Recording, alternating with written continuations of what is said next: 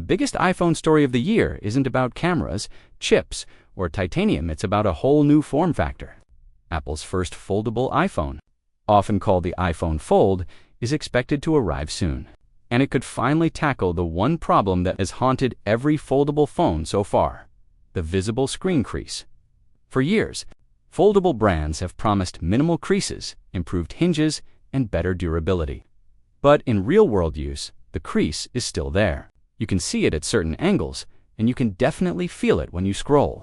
But a new supply chain leak suggests Apple may be preparing a completely different display structure, one designed specifically to control the crease by changing how the screen bends in the first place, according to a new leak shared by well-known tipster Digital Chat Station on Weibo.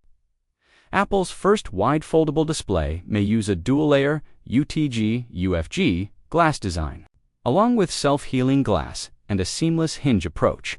And if that dual-layer detail is accurate, it could be the key to Apple's crease control strategy. So what is this dual-layer UTG-UFG solution, and why is it such a big deal?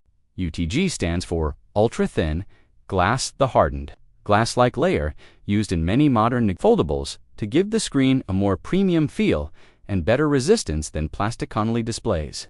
UFG refers to ultra-thin flexible glass, which is designed to bend more comfortably under repeated folding stress.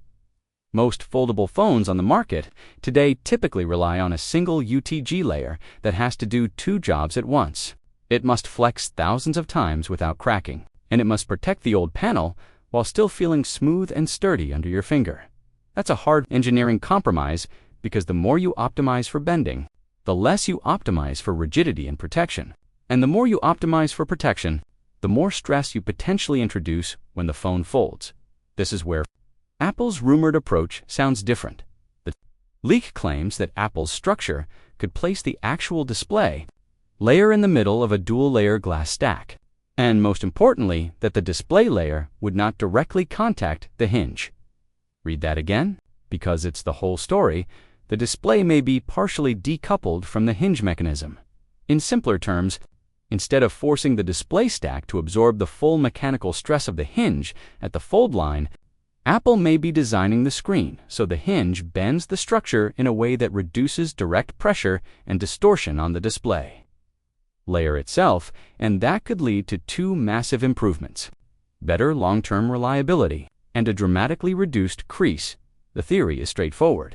If the hinge isn't pressing and shaping the display layer as aggressively at the fold point, the fold line doesn't have to form such a deep, visible valley. Less deformation equals less crease. And less stress in that area could also mean fewer long-term issues like microcracking, bubbling, or uneven wear. Now, does this mean the iPhone Fold will be truly crease-free? Not necessarily. Even reports discussing this leak admit that other rumors suggest Apple's foldable screen may not be completely crease-free after all. And realistically, no crease whatsoever is one of the hardest claims in foldable tech, because a surface that bends repeatedly will almost always show some sign of that bend under certain lighting. But the more important, the question is whether Apple can make it almost imperceptible in normal use, meaning you don't notice it while watching videos, reading, gaming, or scrolling. And that's where this dual-layer glass concept becomes so interesting. It's not just a material upgrade, it's a structural rethink and attempt to control the physics of folding.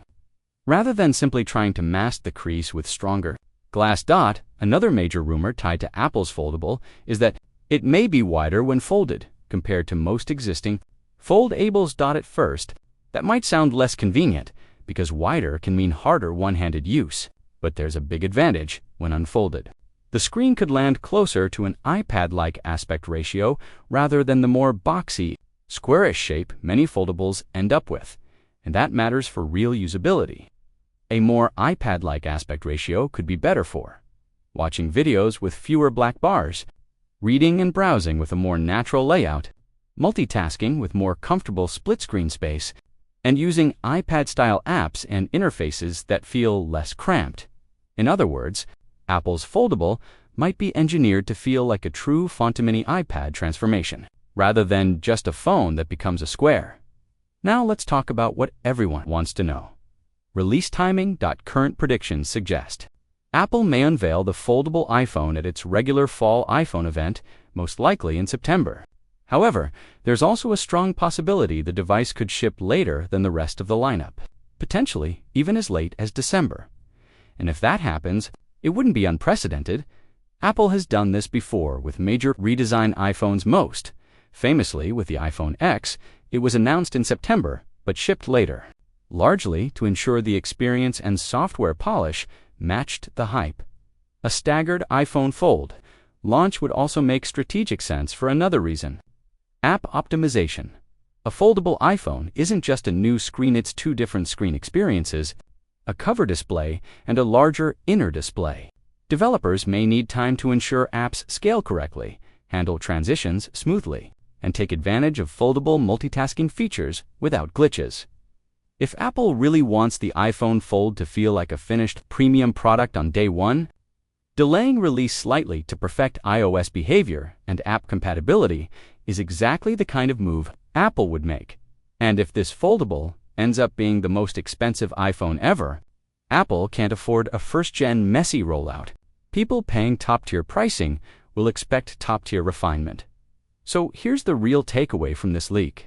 Apple's iPhone Fold may be aiming to win the foldable race, not by copying what everyone else is doing, but by redesigning the folding display stack itself, using a dual-layer UTG-UFG structure, self-healing glass, and a hinge system that reduces how much the display layer is mechanically stressed at the fold.